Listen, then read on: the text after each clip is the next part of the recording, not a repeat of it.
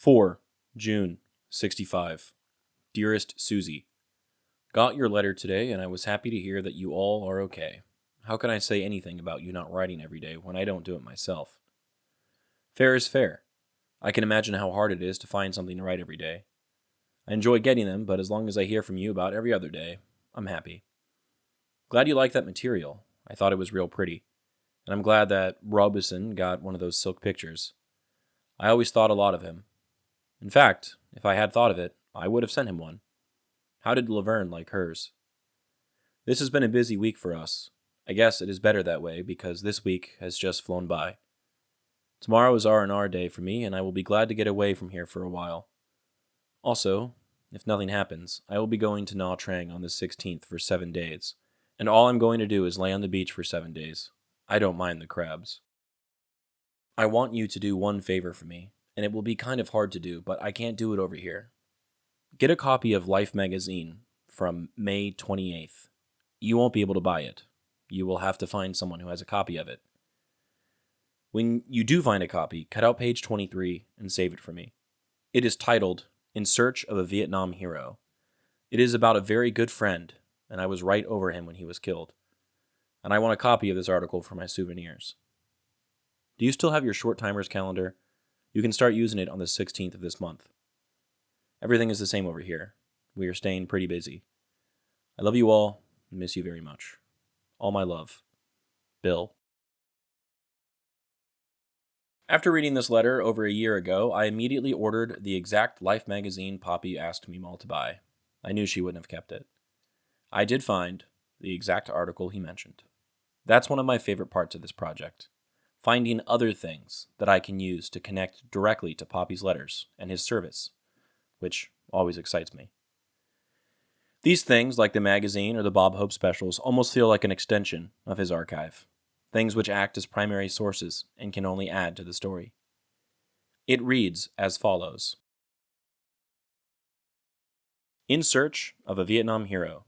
The View from Here. Loudon Wainwright. Harold Dale Meyerkord was a man who liked to keep track of meaningful events, and among his records is a list headed Dates on which I was on boats receiving hostile fire. The entries are numbered, and with each date there is also written the place of action. The list begins with August 13th, 1964. The final item is the number 30, put down by Meyerkord in reasonable anticipation after he had finished with number 29, but there is no date or place beside it. To complete the record, it should read March 16th, on a canal in the Duc Ton district of the Vietnamese Delta, and the hostile fire Meyerkord drew there that day that killed him. Except that he died in it. The action was not extraordinary. Meyerkord himself had participated in many more spectacular engagements. He was killed in a sudden flurry of fire at the end of the day's operations, and if he had time to think after the shooting started and before the rifle bullet reached his brain, he must have been furious at being taken so by surprise. For if anything can be said with certainty of Lieutenant Dale Meyerkord, USNR, it is that he knew precisely where to expect trouble and was usually ready for it. The word aggressive, in fact, is the one most often used by Meyerkord's colleagues in their efforts to describe him, and it is always offered as the highest form of compliment. In their view, though they probably would not use the term, Dale Meyerkord was a hero. The true proportions of heroes have always held a deep fascination for me, and when I first heard about Meyerkord, I wondered what a search beyond and beneath the formal accounts of his gallantry would reveal. Would it, for example, tell me why he behaved so heroically? Would it show me what sort of man he was between braveries?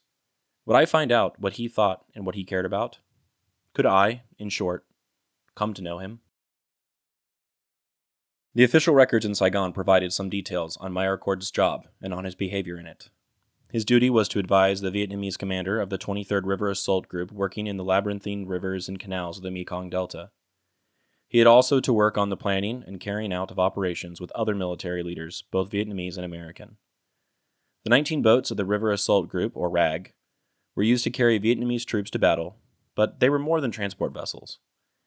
Varying in length, from 60 to 35 feet, they carried substantial firepower, mortars, 40 and 20 millimeter guns, 50 and 30 caliber machine guns. When they lined up and brought all these weapons to bear, they became a murderous force. If Meyerkord was aggressive, his counterpart, the Vietnamese RAG skipper, Nguyen Van Hoa, suited him exactly. The two men plotted constantly for action, and when they weren't carrying troops on an operation, they patrolled the waterways on the lookout for pockets of Viet Cong. On days when nothing was going on with the boats, Meyerkord went to the airfield near his base at Vinh Long and flew in observation missions in small reconnaissance planes or armed helicopters. From these trips, many of which drew fire as the choppers swooped down as low as 50 feet, Meyerkord increased his knowledge of the area and kept his charts up to date. His superiors recalled that he was 27, was married, had a wife and small daughter living in St. Louis, and that he had served on a destroyer before coming to Vietnam. There was better documentation of some of his actions. On one occasion, last November, his rag landed troops, then got well ahead of them in a canal so narrow that it was impossible for the boats with the heaviest guns to come up and fire. When the other boats began to draw sniper fire, Meyerkord scouted ahead on foot, found that the canal was blocked and that the Viet Cong were waiting in force. Under heavy fire, he set up a command post, called for and directed artillery, summoned airstrikes, and when friendly troops caught up with him, he directed them too in routing the Viet Cong. Another time, when one of the rag boats was damaged and 2 Vietnamese sailors were wounded, Meyerkord left his own boat, took another to the vessel where that wounded man were, gave them first aid, and then got back to his boat. All this time in the middle of a firefight. On a third occasion, his rag guns could not be fired because friendly troops were in the way. Meyerkord ordered the boats to back down the canal. Where the Vietnamese troops saw this, they thought the operation was being cancelled and began a quick retreat themselves. Then suddenly, Meyerkord ordered the boats ahead, past the troops, and now, with a clear field of fire, he opened up with all the guns he had. The battle was won. Dale Meyerkord's own log and reports are entirely matter-of-fact, even in some places laconic. "I don't wear a helmet or flak vest," he wrote at one time. "My preparations consist of setting my carbine on auto and loading it with a clip and tracers. These I will use to direct fire." After he'd picked up an enemy flag in the field one day, he wrote, "The flag I can use for trade goods to obtain more weapons or other desired items." After his Jeep went off the road one day when a landmine exploded just ahead, he said of it, "Examination showed that several muscles and tendons were injured." He could be sharply critical when he did not like the way things were going, and he is said of one American officer whose performance didn't suit him, "An advisor that is overly cautious and places needless stumbling blocks in an operation is a handicap," and he must have been laughing at himself when he wrote, "While jumping from the boat to the pier with my gear, the pier collapsed and I ended up in the Mekong. This presented an excellent opportunity to test my waterproof watch and equipment. It all worked when I got ashore and tested it." From men in Saigon, I learned a bit more about Dale Meyerkord. "I could see right away that this was a ruddy, gung-ho individual," said his boss, Captain W.H. Hardcastle, Jr. "He seemed to have maturity and confidence in himself." I learned that Meyerkord's radio code name was Hornblower. He used to talk about his Delta experience a lot, a friend recalled. Sometimes even too much. He told about it in such detail a person might think he was bragging, but why should a brave man be modest and charming? He was fascinated by the whole thing. When he tried to explain to you one of his eyeball-to-eyeball moments, you could see he was exhilarated by it. A snapshot told me that only Meyerkord was blonde, and lean, and not tall. I flew to Vinh Long to meet more of Meyerkord's friends. It is only 45 minutes by helicopter from Saigon, but the trip takes one into an entirely different world. The ugly little war in Vietnam seems suddenly much more personal, and the chopper pilot only slows his blades to let his passengers off.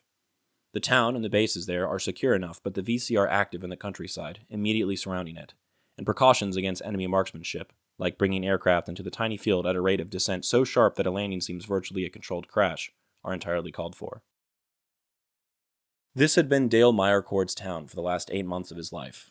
He had died in a canal just a few kilometers up the road, and it was the right place to come. "He spent a lot of time with us out here," said Captain Clarence Boyle, pilot and section leader for the small spotter and observation planes used in the area. "Everybody here at the field had a lot of respect for him. The VC respected him too. They knew all about him and his iron boats. Somebody tried to change his call sign from Hornblower to something else, but he just wouldn't answer from that boat when we gave him the new call, and he had to go back to Hornblower."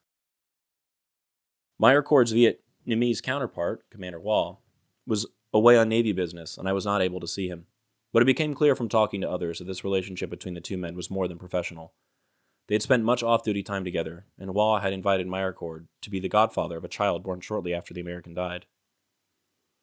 Navy Chief Ralph Gentle had been with Meyerkord during his tour in Vietnam, but he was not on the boat the afternoon of the lieutenant's death, and he feels badly about it. "We used to talk on the boat at night when no one was around," Gentile said. He told me how he'd worked on farms in the summers when he was a kid, going through college. He talked about his mother some, and he talked about his wife and daughter. I'm 42, a lot older than him, and he was very interested in how my wife and I were bringing up our kids, about what kind of things we wanted for them, about how much money we're spending on them. I think he was trying to get some ideas of what he might do for his own child in the future. Sometimes you'd think he was out here on a goodwill tour, Gentile went on as we drank beer on a porch overlooking the Mekong River. He took about 100 school kids out for a ride on the boats one day, and he was very good with the local Vietnamese chiefs. He scrounged a lot of medical instruments, and a doctor showed him how to make stitches. His stitches looked a little tangled, but they did the job. Gentile paused a moment. I think he tried to protect me, he continued. He tried to keep me away from him when there was something doing on the boats. I used to kid him when he'd go off on an operation without me. Well, what do you want me to tell your wife? I'd ask him. Hell, he'd say. Them bullets turn away every time they come toward me. At the airfield that night, the armed helicopters came back very late from a big and successful fight. I talked to the leader, Captain Robert Molinelli. The day before Dale was killed, Molinelli said, his dirty face drawn with fatigue. We flew out there together to that canal. We both knew it well. Dale was one of the few people we could work in real close to and not scare him or his troops. Those rockets make a hell of a noise. Woof when they go, crack when they break the sound barrier, boom when they hit. Molinelli took a sip of his iced drink. I was 10 feet above his head that day, he went on. As a matter of fact, I tried to shoot for him, but he told me to go away. I told him to get his fanny out of the open. Just a little later, somebody called and told me Hornblower had been hit. He loved to fight, and he loved to live.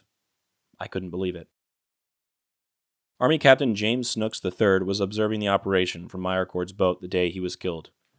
Snooks, a Navy chief named Eugene Barney, and Meyerkord were on the open deck of the lead vessel when it went slowly around a curve and nosed in toward the bank.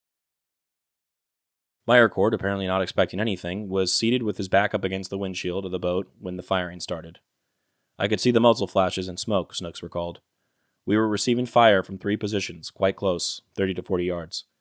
I was down on the deck now, and the firing with the carbine, and Barney was shooting the shotgun. Meyerkord may have been shooting too, but I wasn't looking at him. I heard him say, I'm hit! Barney reached up to pull him down, got hit himself, and Meyerkord got hit again. Barney said, Lieutenant Meyerkord is dead. I looked, and then he was right. I also talked to Major Oscar Paget, Jr., senior advisor to a Vietnamese infantry regiment. He worked with Meyerkord on many operations. His contribution was high as any I've ever seen, Paget said. If you send one of the best over here, you're going to lose the best. He was often working from an exposed position because he could report enemy strengths and weaknesses to us better that way, and he set a great example for the men. If he found out that I had been in operation with his bunch wasn't in on, he'd be knocking at the door. Why can't I go, he'd say. There are canals down there I know better than anybody else. He was a pretty smart lad. He liked to laugh and lie and kid me about how he was furnishing the ammunition for the army. Paget paused and frowned in his recollection. I didn't really like that hat, though, he said. It was an Australian-type bush hat, one of those things that turns up on the side. I told him if I was shooting at the boats, I'd shoot at somebody with a hat like that. But Wall had a hat too, a floppy one he called his fighting hat. I told Dale they looked like sheep herders in them. When they brought him in on the litter, there was that hat down around his feet. Meyerkord's replacement, as advisor to the 23rd Rag, is a cheerful young lieutenant named David Swavely. He knew Meyerkord and admired him, but he did not talk much about him. He did not want to ask, but I finally had to inquire if Swavely had found it difficult to follow in the footsteps of a man so generously respected as Meyerkord. Oh no, he answered with absolute candor. These people around here made things very easy for me. They do all kind of things for me. They see the Navy coming, and automatically, you're Hornblower. The last person I talked with in Vinlong was Hugo Aragon, an Army Chief Warrant Officer. He did not work with Meyerkord on operations, but the two men spent much free time together and were close friends. That was a strong, outspoken personality, Aragorn said. He told you what he thought, and he didn't think he'd die here. That day I was going on a trip in the Jeep and crossed a bridge over one of the canals, and I saw him on the boats. I tooted the horn at him, and he waved back. Aragon, a short, dark man, crossed the little room and fumbled through some belongings. He came back and handed me an empty pint flask. I'm a Scotch drinker, Aragon said, and you can't get it every place around here. You have to carry it with you. 2 days before he died, Dale gave me that. It was his. I turned the flask over and saw the initials, HDM, in the silver plate. A flask says nothing. You can't even tell much about a man by reading his words or talking to his friends. But by this time, I wished heartily that I had some recollections of my own about Dale Meyerkord. Thank you for indulging me and allowing me to read that article, even if it was a little long. I know I didn't write it, but it felt important to share. It is written as if it's another snapshot of not just life in Vietnam, but life in Vietnam in 1965 in Vinh Long. It even quotes Molinelli, the same guy that invited Popi to fly the hog, the guy who made Popi a rocket man. I don't know what else to say. That connection is just neat. The final reflections by Loudon Wainwright are intriguing. He talks about how you'd never really get to know a man by reading his words, he wrote, or talking to his friends. In some sense, you, the listener, the people who never met Popi, are in the same situation.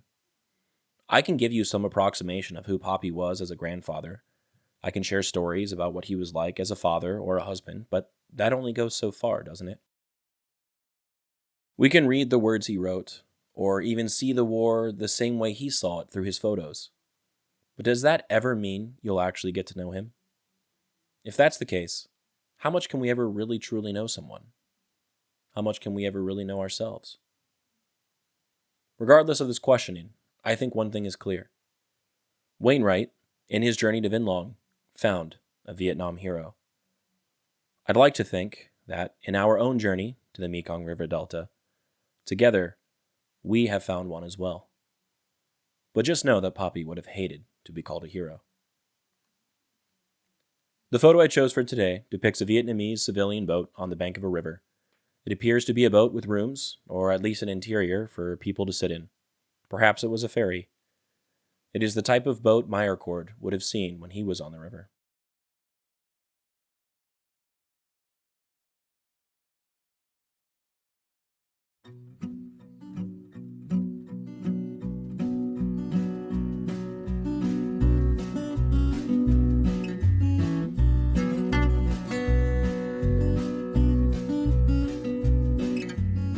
I'm Alex Lowy, and I hope you have enjoyed listening to this episode of Dearest Suzie, and receiving messages from the past that my Popi wrote exactly 60 years ago. I sincerely appreciate your time and interest. Please consider following the podcast on your preferred platform, and if you're enjoying it, I kindly ask that you take the time to rate the show and leave a review. Also, please follow the project on YouTube, X, and Instagram. All likes, comments, shares, and reviews will help grow the reach of this story. The links for these things should be in the description of this episode. Please feel free to email me at dearestsuziepodcast@gmail.com if you have anything you'd like to say. I'd love to chat or to hear about your stories as well.